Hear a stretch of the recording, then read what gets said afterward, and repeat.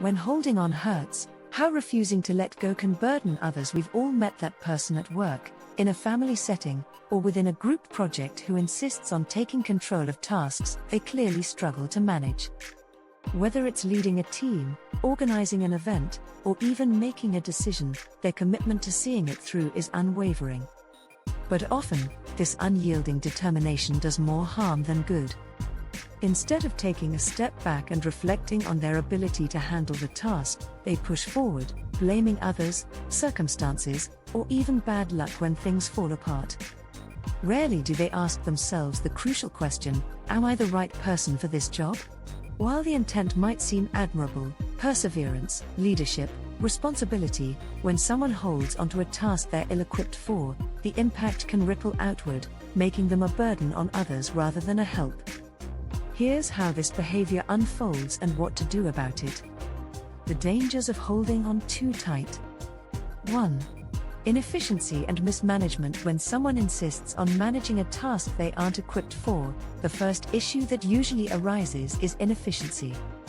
They struggle to organize, make timely decisions, or implement effective strategies. Their poor management trickles down, leading to delays, frustration, and mistakes that affect everyone involved. Instead of assessing their limitations, they blame others, no one understands my vision, or everyone is too slow. This failure to reflect on their own role in the mess exacerbates the problem, keeping the tasks stuck in a cycle of dysfunction. 2. The blame game. When things don't go as planned, these individuals often shift the blame elsewhere. Maybe it's a team member who wasn't pulling their weight, or the circumstances weren't ideal, or external forces were conspiring against them. This narrative allows them to sidestep accountability and prevents them from recognizing that the real issue might lie within. By not asking themselves, am I the right person for this job? They rob themselves of the chance to learn and grow, and they inadvertently create an environment where others feel either guilty or powerless to help. 3. Creating dependency and frustration. In holding onto tasks they can't manage, these individuals unknowingly create dependency in others. Team members, friends, or family who see the struggle might step in to clean up the mess, making them feel responsible for tasks that weren't theirs to begin with. Over time, this breeds frustration. The burden of unfulfilled responsibilities gets shifted around, with others having to compensate for their lack of capability or unwillingness to ask for help. This creates a toxic cycle where those around them are continuously pulled into their challenges, while the individual at the center remains blind to their own limitations. 4. Blocking growth for everyone. When someone who's not suited for a task insists on holding the reins, it doesn't just stunt their own development, but the growth of everyone around them. Others may have the potential to take over and do a better job, but as long as the task stays in the wrong hands, it prevents progress and success.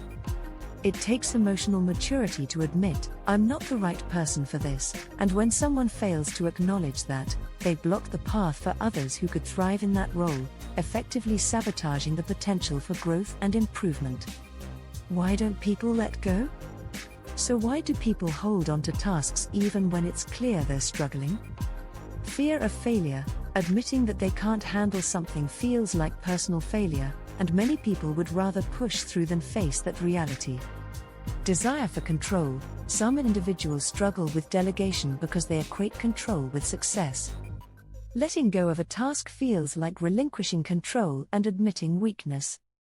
Identity and ego. Many tie their self-worth to their ability to handle everything themselves.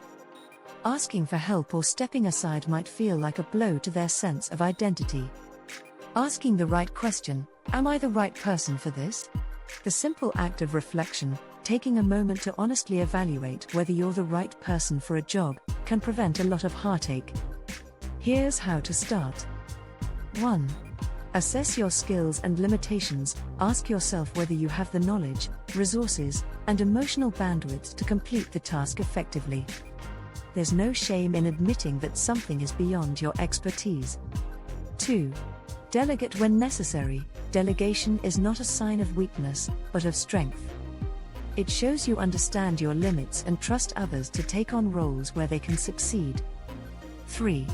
Own your accountability. If things aren't going well, look at your own role in the situation before pointing fingers. It might not be easy, but accountability leads to growth. 4. Embrace teamwork. Sometimes the best contribution you can make is stepping back and allowing someone better suited to take over. You don't have to be the hero in every situation. Conclusion: letting go is leadership. Ironically, one of the best qualities of true leadership is knowing when to step aside. It's recognizing that you may not be the right fit for a particular task and allowing others to shine. When we refuse to let go of something we can't handle, we don't just burden ourselves, we burden everyone around us. The next time you feel overwhelmed or see things spiraling, ask yourself, am I the right person for this job? Taking that pause and reflecting on your capabilities can make all the difference, not only for you but for the people depending on you. It's not just about doing the task, it's about doing it right, or stepping aside so someone else can.